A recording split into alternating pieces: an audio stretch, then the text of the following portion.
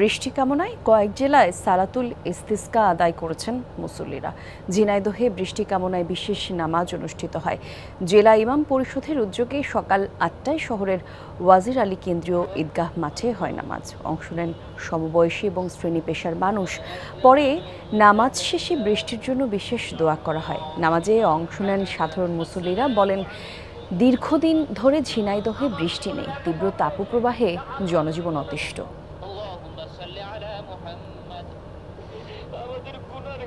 এদিকে কুষ্টিয়া সদরের সরকারি কলেজ মাঠে বৃষ্টির জন্য বিশেষ নামাজ অনুষ্ঠিত হয়েছে। সকাল 10টা নাগাদ শুরু হয় নামাজ। এতে অংশ নেন 2 শতাধিক মুসল্লি। নামাজ শেষে দাবদাহ থেকে জনমানুষের মুক্তি এবং বৃষ্টি চেয়ে আল্লাহর দরবারে দোয়া ও বিশেষ মোনাজাত করা হয়।